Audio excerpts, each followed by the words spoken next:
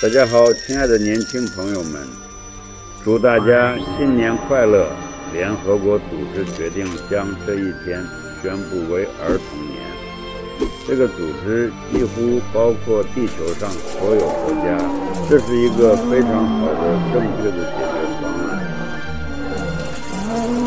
因为孩子们是我们的未来，他们将不得不继续他们父母的事业。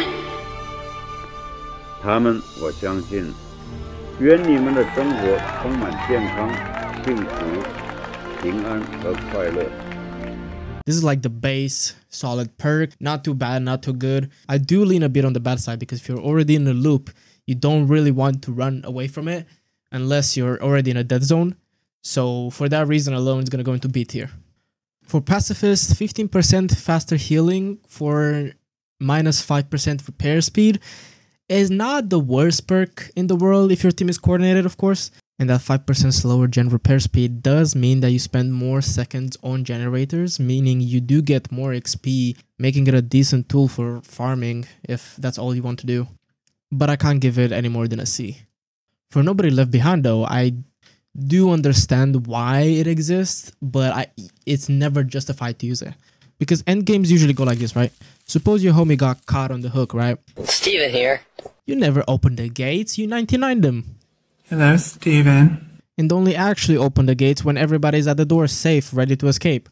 It is simply the better play to do. D tier. Now, Great Collapse is a fantastic perk. 30% movement speed for 3 seconds if you stun the killer, especially if you're not near a good loop. It's a fantastic perk. Gun stuns do count as pallet stuns in the game's code, but sadly dagger stuns do not count, so you will not get any speed boost from using the dagger, only the gun. But hopefully nobody uses gun, so it's fine. A tier. We're Stronger Together is definitely a sleeper perk. 6% speed boost for both of the players and it stacks, meaning if both of the players are running it, that's 12% speed boost, and if 3 people are running it, that's 18% speed boost.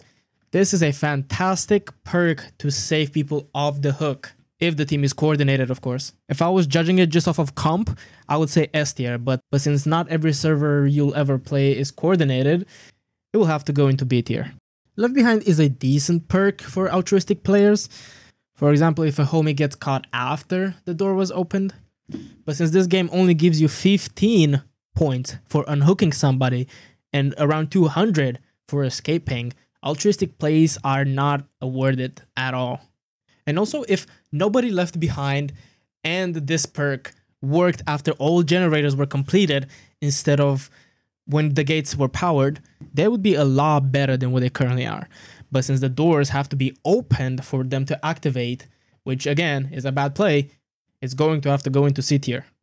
Grab My Hand, oh, an absolute heaven of a perk for any semi-competent team, of course, that actually heals each other. Spending 50% less time healing means quicker resets, means more time spent on generators or saving survivors. It's just fantastic. S tier. On My Own is one of the greatest perks to equip when you know your team is not competent. But other than that, it's a waste of a perk slot. C tier. Oh boy, Hard Karma. Probably one of the most controversial opinion in this video, and the one that will probably have the most discussion in the comment section. But Karma is not that good. It only activates if you've never been hooked before, which is already a massive downside. And all it does is it allows you to unhook yourself. This is a double-edged sword, right? Because if you're in a solo queue with terrible players, they're all going to attempt to unhook themselves. And you're not going to be able to save them. And you're not going to be able to proc the perk. But if they're good teammates, then you don't need this perk because they're going to help you. And you're wasting the potential of being saved with something like Grab My Hand, which you would not benefit from if you unhooked yourself. I'm going to have to put it a D tier. I know it may seem harsh, but genuinely this is a waste of a perk slot. There are better perks that could use that slot. Snake Step, I actually used to be a big defender of Snake Step because it would allow you to move faster than walking speed, right? So it was really good to abuse when falling off of big heights. But since other perks got added that straight up just fixed that issue, D tier. Heads Up, oh boy, again, nothing but good things I have to say about this perk. I've seen a lot of negative Nancy's talking about this perk, saying, oh, if the killer is within 40 studs, you're already dead. But that 20% speed boost really makes the difference. given you have to not be in a chase, but you can just not trigger a chase by walking, so that's fine. This perk has single-handedly saved my back more times than I can count. Honestly, everything in this video is up for interpretation, like use whatever you want, but if you add heads up into any kind of build that you'll make ever, it will never be a bad choice. You'll always make good use of the perk. S tier. Group project is absolutely broken inside a competent team, again. Keep in mind this perk stacks with users, so 3 group project players on the same generators speed it up to 45% speed, and the generator takes like 80 seconds to complete alone on a 5-player server. And it's like, what, 50 seconds or so? Keep in mind there are other perks that can speed this up even more, like Enhanced Touch that gives 10% repair speed for 20 seconds to the survivor that you just healed, which is absolutely insane. This perk is a unit, S tier. Speak of the devil, Enhanced Touch. I don't know how this is flying below anybody's radar, but honestly, this perk is extremely underrated in a coordinated team, of course. 20 seconds of 10% heal, repair, and speed boost is insane. 20 seconds, again, 20 seconds. This with Pacifist and Grab My Hand is probably one of the funnest medic loadouts that you can make in this game. S tier, but don't use this perk if your teammates have absolutely no jobs. I'm going to rate Intense Workout and Call Me Back together, because while I could sit here all day and talk about why it feels like their individual stats was determined by a chimpanzee trying to fuck a calculator, these perks simply have no reason to even be in the game. Maybe if Intense Workout was able to unhook survivors instantly, or near instantly, it might make it an okay perk, but as of right now, complete garbage. Alright, I have to explain how this perk is supposed to work, right? So, a survivor has a base healing speed of 100%, right? This is 100% of healing speed, this is the normal speed. What this perk is supposed to do is increase by default your healing speed to 115% your healing speed, right? So that's a 50% increase.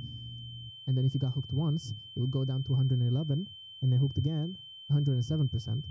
And since the next hook would be death, then that's where it stops. But actually, the perk doesn't even fucking work, because it's bugged, so yeah. And as for Perfect Landing, as good as this perk sounds on paper, sadly it can only be used on very few limited spots on not every map in the game, and it applies Winded, which brings it down even more. Just don't use the C tier. Moving on to the gadgets, starting with Twist of D tier. Listen, I get the haha funny, let's go gambling, but it's gone to the point where it's unironically better to run nothing, because at least nothing doesn't get you fucking killed.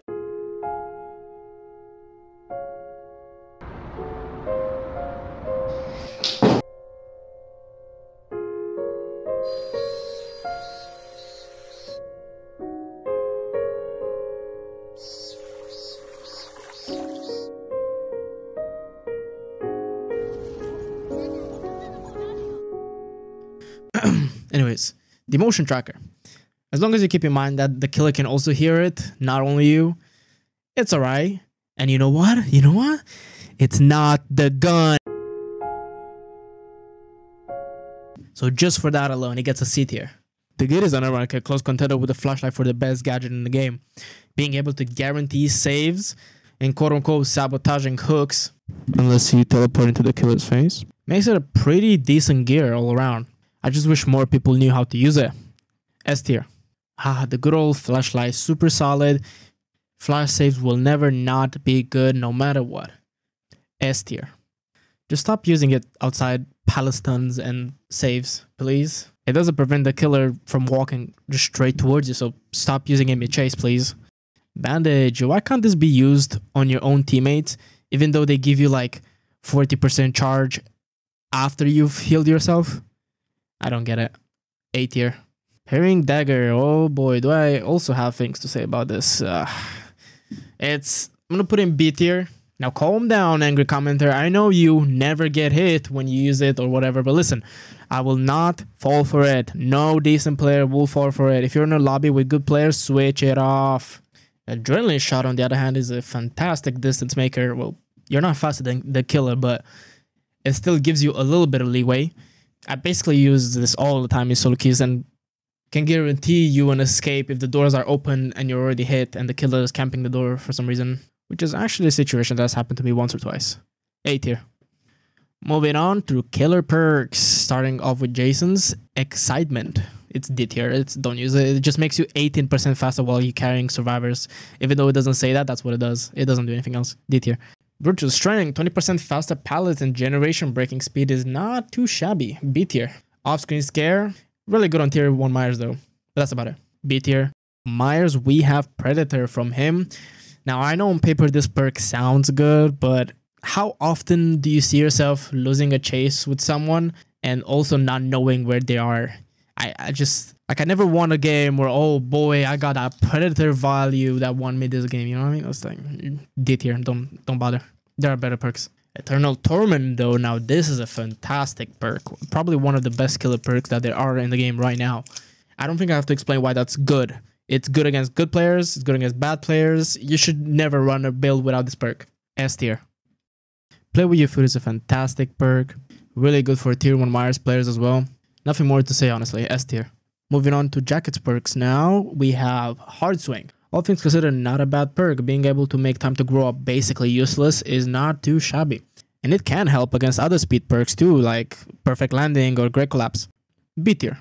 Combo Streak. Another solid perk that is broken. Yes, I have tested side-by-side comparisons. This perk does not work. Don't equip it. If it did work, it would be B tier, but since it doesn't, meh. And Crackdown, absolutely solid. I have nothing to add. A tier. Up next is Jeff the Kill with Terror Spread. I don't see a world where this perk is useful whatsoever. It is basically just the worst version of Hard Swing, in my opinion. D tier. Sloppy Mez, though, on the other hand, is unironically a really good perk against good survivors. That 25% slower heal speed is no joke. And the extra bleed effect is also useful too. S tier. Resentment is the other token-based perk in the game. It's pretty decent, although it's a little bit harder to trigger than the other one, but the Knight really enjoys this perk. A tier. Hidden perks now, we got Echolocation, which is another one of those trap perks that sounds great on paper, but aren't actually very useful in practice. When survivors hear your terror radius, they tend to just run further than 70 studs, so C tier. Enhanced Stance, another... Why is this even a perk? We already have a mechanic for exactly this in the game. D tier, get out of my face, please. Next in line, though, is a really good perk, especially for those greedy survivors that don't want to go for any saves. And if you're so, just really good at giving you a next target, next in line, if you will. Overall, fantastic. S tier. Alright, the next perk is Corrupted Path from Abyssal. This is just if Sloppy and Predator had a child, but the child was also stupid and dumb. D tier, don't bother, just use Sloppy. Abyssal Covenant is another perk that sounds good on paper, but when you actually get to use it, it's terrible. I don't know if you noticed by the rating of the gun, but I don't enjoy RNG mechanics at all. If it was like only one generator would go off per game at 50%, but it was guaranteed, that would still be better than this garbage. Alright, because keep in mind, this perk can not trigger at all in a game. Alright, so you just have a dead perk for the entire game. And even if it triggers twice, like, you still have a dead perk for the entire game. You're better. There's better perks. D tier, get out of my face. And Shadow Trace, another dead perk. Woohoo, D tier. Don't. Moving on to the killers. I'm gonna try to spin run this a little bit because this is already widely agreed upon to some extent. Jason is easily S tier. His pressure is absolutely insane. He has 2 abilities and both of them increase his speed. It is absolutely a killer. Some people like to say that Myers is good. I don't see it. Tier 1 Myers seems fun though. B tier. Jacket also suffers from RNG hell, which can lose the game. And there are just better, more consistent killers. But he does have a chainsaw though, which is kind of fun. So I'm going to give him extra bounty points for that. C tier. Jeff is also aight. In my opinion, the easiest killer to outplay. B tier. Hidden has godly movement and abilities, bro. I'm telling you, you will not win against a good Hidden. Maybe you need another nerf. Who knows? S tier. And as for Abyssal, if survivors know that they can crouch to dodge it, then it's pretty decent. If they do, it's a waste of time. But the burst is pretty good, so B tier. And now an even speedier run for the maps. Bloodbath, D.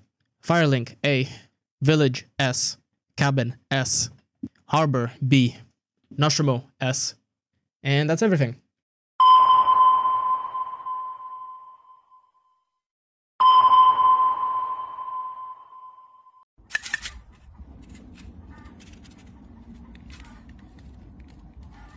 Ahlelele, ahlelas. Ahlelele, ahlelas.